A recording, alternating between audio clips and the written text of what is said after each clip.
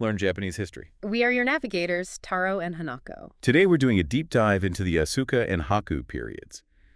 This is a really fascinating time in Japanese history. So much cultural change. Absolutely. We'll be looking at how Buddhism really started to take root and, well, blossom. How it went from being maybe a more personal thing to something tied up with the court. Right. Our mission then is to kind of unpack the key parts of this era, the influences, the innovations, what really shaped Japan back then. Exactly. Okay, so Buddhism lands in the 6th century. What was the initial vibe? Was it instantly popular? No, not really widespread straight away. It was more the powerful clans latched onto it first. The big families. Yeah. And by the 7th century, the Asuka period, these clans were actually building their own Buddhist temples. They called them ujidera. It became almost a status thing. Ujidera, clan temples. So were they just about religion, or was there more to it? Oh, definitely more. They were symbols of the clan's power, sure, but also places for venerating ancestors and even for healing rituals, things like that. Interesting. Any famous early examples? Well, the Soga clan's Asuka-dera, also called Huchi, that's generally considered the very first one. Okay. Then you've got Shitanuji, which is linked to Prince Shutoku, Huchi, or Ikaruga-dera, and Kuriji, associated with the Hata clan. Each tells us a bit about how Buddhism was being sort of absorbed. Now, Japan wasn't an island in the cultural sense back then, right? Yay. Lots of exchange happening. Oh, absolutely. You can't understand Sukha culture without looking at the continent. Huge influence from China, the northern and southern dynasties, and the three kingdoms of Korea. And Prince Shotoku, he was key here. Very much so. His own Buddhist teacher, Heija, was actually a monk from Goguryeo in Korea. And Shotoku himself is credited with writing the Sangisho. The Sangiji-sho. 3 commentaries, right? What were they about? Yeah, commentaries on 3 really important sutras. Yeah. The Lotus Sutra, the Vimalakirti Sutra, and the Shamala Devi Sihanada Sutra. Okay. And what's really telling is that they were modeled on commentaries from the Liang dynasty in southern China, so a direct intellectual link there. They were choosing specific Buddhist ideas. So ideas were flowing in, Mm-hmm. and I guess architectural styles, too. Definitely. You look at the temple layouts, the garan of these early Japanese temples, and you see clear similarities with temples in Goguryeo and Baekje. Makes sense. And it's the same story with Buddhist sculpture from the time. Tell me about the sculptures. What should we look out for? Well, a classic example is the Shaka Triad. It's in the Konduth, the Golden Hall at Hujiji. Okay. It's attributed to a sculptor named Kuratsukuri no Tori, or Toribushi. And the style, it screams Northern Wei China and Goguryeo. You can just see it. Right. Any others? There's a really beautiful Miroku Bosatsu statue at Chukuji. It's in the Hankashui pose, meditating. The pensive bodhisattva. That's the one. And its style links more to southern China, the Liang dynasty again, and also Baekje in Korea. So different influences coming together. Exactly. And there's another similar Miroku statue at Kuriji that might have actually been brought over from Silla, another Korean kingdom. It's like a melting pot of East Asian art happening right there. You mentioned Hujiji. It's incredibly old, isn't it? Parts of it are still standing. It's truly amazing. The western precinct, the Saiyin, the central gate, the kondu, the 5-story pagoda, the corridors. They're among the oldest wooden buildings in the entire world. Wow. It really shows the skill they had back then. Such a shame about the wall paintings, though. What happened? There was a fire in the Kondu in 1949. Destroyed most of the original murals. Imagine what we could learn from those if they'd survived. Yeah, that's a real loss. So we've got art, architecture. Were there other, maybe smaller cultural bits being passed around? Oh, for sure. Even decorative patterns. Take the honeysuckle arabesque pattern Nindu Karakusamonyu. You see it a lot in Asuka crafts and buildings. Okay, looks quite intricate. It is, but the fascinating thing is its journey. It didn't just pop up in Japan. You can trace that motif back through China, Persia, the Eastern Roman Empire. Really, that far? Yeah, all the way back to ancient Egypt and Assyria before it really took shape in Greece. It shows how connected the ancient world was, ideas traveled. That's incredible. Okay, so we start with these clan temples, the Ujidera, but then things shift, right, towards state Buddhism. That's the next big phase, yeah. Late 7th century, the Hakuhō period, Buddhism starts getting official recognition, imperial patronage. So the emperor gets involved. Exactly. Emperor Jomei built Kudara-dera, which Emperor Tenmu later renamed Daikandaiji. That was the first imperially sponsored temple. A big step. A move from private clan projects to state-backed religion. Precisely. And soon after, you see other official temples, kanji, being built, like Kawara-dera and Yakushiji. So the state is actively promoting Buddhism now? Very much so, especially under Emperor Tenmu. From around 676, he started doing things like sending out sutras meant for national protection. The Golden Light Sutra is a key one to temples in the provinces. Okay. And he also brought monks and nuns under stricter state control.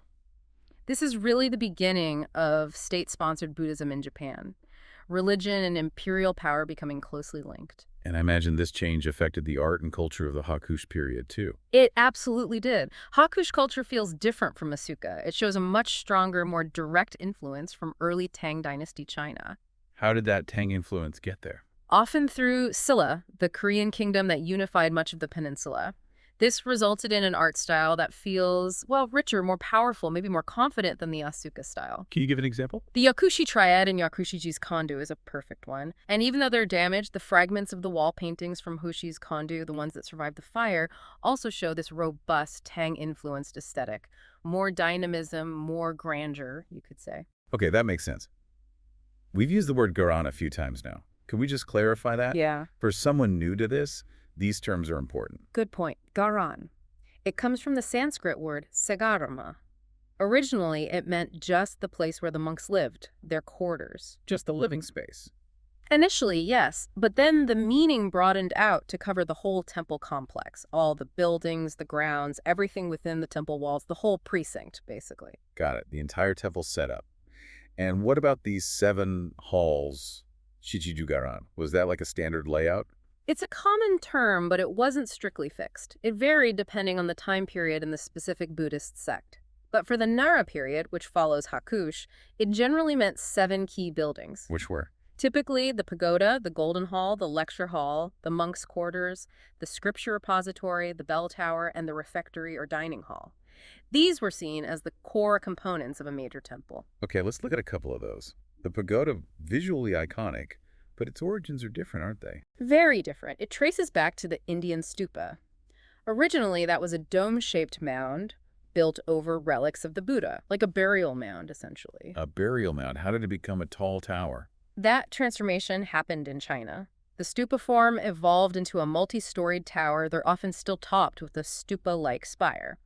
And it was this tower form that came to Japan. Okay. Initially, the pagoda was central, literally and symbolically. It represented the Buddha's tomb. At Asudera, for example, the first temple, the pagoda was in the middle, with 3 golden halls around it. But that changed. It did. The golden hall, the kondu, gained prominence. And that's where the main Buddha statue is. Exactly. The kondu houses the main object of worship. This type of hall became more important as creating and worshiping Buddha images spread, starting around the 1st or 2nd century. Why Golden Hall? It's thought to come from the belief that the Buddha was a kanjin, a golden person. So the hall housing the golden person became the golden hall. Makes sense. And as statue worship grew in Japan, the kondu often took the central spot from the pagoda. Look at later temples like Yakushiji or Tudaiji. They have 2 pagodas, but they flank the main kondo. The focus shifted. What about the other halls, like the lecture hall? The lecture hall, or kud, was for teaching and studying Buddhist law. It often needed to be bigger than the kondu to fit all the monks for lessons. And the monks' quarters. Sobu. Right, susbu. That was their communal living space, usually long buildings divided into cells or small rooms. Then you had the kyuju, the scripture repository, basically the library for sutras. Uh-huh. The shush, the bell tower, was practical for keeping time in the monastery. And the jikita, the refectory, was the dining hall. Eating together was also seen as a practice, so these could be quite large spaces, too. So these temple complexes, the garan, were like many cities, really. Self-contained communities for learning and practice. In many ways, yes. Now, something else was changing around this time. Those huge burial mounds, the kofun, started to disappear. That's a really significant shift, yeah.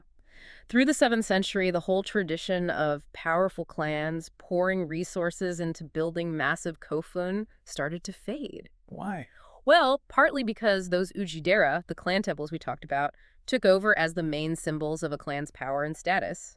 Building a grand temple showed your influence maybe more than a giant tomb did by then. So temples replaced tombs as status symbols. To a large extent, yes. And you see Ujidera spreading out from Kyushu up into Hokuriku and Kanto, though still mainly clustered around the Kinai area near the capital. Was there any official push against big tombs? There was. A really important moment was the Thin Burial Decree, the Hakusuri, issued in 646. Thin burial. Yeah, it basically put strict limits on how big tombs could be. This happened partly because, well, the Kofun wasn't the only game in town anymore for showing status. Any examples of these later, smaller tombs? The Takamatsuzuka Kofun in the Asuka region is a good one. It dates from the late 7th or early 8th century. Probably the tomb of someone important, but it's just a small round mound, maybe 18 meters across, 5 meters high. Nothing like the giant keyhole tombs from before. Right, much smaller. And another factor was the growing popularity of cremation, which came with Buddhism. That also contributed to the Kofun tradition gradually dying out. Let's swing back to architecture quickly. Huju's Kandu, you mentioned some specific Asuka period features. Right. So it's built on a high double base, the Kadan. It's 2 stories tall with that characteristic Aramoya roof, the hip and gable style. Okay. And then you see details like the Manjakuzu Shikotron, that's a railing with a sort of broken swastika pattern. Yeah. And these struts, called Hitagata Warizuka, shaped like the character for person. Where did those details come from? They're thought to be influences from Northern Wei China, again showing that direct connection. And inside, of course, is the Shaka Triad we mentioned. And wasn't there something about the pillars having a feature seen in Greek architecture? That sounds wild. Ah, yes, entotasis. It's quite remarkable. The pillars in the corridors, the kairu, they bulge slightly outwards in the middle. Why do that? It's an optical trick, really. It makes the pillars look stronger, straighter without it. Perfectly straight pillars can look like they're bowing inwards. And yes, the ancient Greeks used the exact same technique on buildings like the Parthenon. How could that happen? Direct link. Probably not direct. More likely a case of different cultures independently arriving at a similar solution to an aesthetic or structural challenge. But it's a fascinating parallel, isn't it? It really is. And the 5-story pagoda at Hushiji, anything special about its structure? Well, it's about 32 meters tall. And a key feature is the central pillar, the Shinbashira. It runs right up the middle from the bottom to the top level. What did that do? It's crucial for stability, especially against earthquakes. It helps the whole structure flex and absorb shocks. A brilliant piece of engineering. Incredible. Yeah, okay, so we've covered religion, architecture, art. What about other things happening culturally, especially in the Hakuhō period? Literature, maybe? Yes, the Hakuhō court saw a real flourishing of literary arts. A big factor was the arrival of many educated refugees from Baekje royalty, aristocrats who knew classical Chinese literature inside out. So they brought that knowledge with them. They did, and it led to a boom in writing Chinese-style poetry and prose, kanchibun, at the Japanese court. We still have works by people like Prince Tomo and Fujiwara no Fuhito from this time. So Chinese styles were dominant. Highly influential, yes. But this influence also pushed the Japanese to refine their own native song traditions. This is when waka poetry really starts to develop the longer chukka and the classic 5-7-5-7-7 syllable tanka. And how were they writing this down? Did they have their own script yet? Not quite like the later kana. This period saw the development of manugana. Manchugana. What's that? It was a clever, if complicated, system. They used Chinese characters purely for their sound value to write Japanese words phonetically. Sometimes the character's meaning was also used, but mostly it was about sound. So using Chinese characters to spell out Japanese sounds? Basically, yes. It was the crucial step needed to start writing Japanese extensively before the simpler kana scripts were invented later. Poets like Emperor Tenji, Princess Nukata, and the great Kakinamoto no Hitomaru used manigana. Kakinamoto no Hitomaru. His poems tell us a lot about the time, don't they? They really do. They capture that vibrant, powerful feeling of the Hakuhō court. And significantly, many of his poems praise the emperors and princes in really elevated terms. Like what? Using phrases like Yasumishishi wago kimi, meaning our peaceful great sovereign, or Takatarasu hinomiko, sunshining imperial prince. He even writes Sumera wakami ni maseba, since the emperor is a god. Wow, the emperor is a god. Yeah. It clearly reflects that growing imperial authority under Emperors Tenmu and Jitu. Literature wasn't separate from politics. It reinforced the power structure. Okay, so let's try to wrap up this deep dive into Asuka and Hakuhō.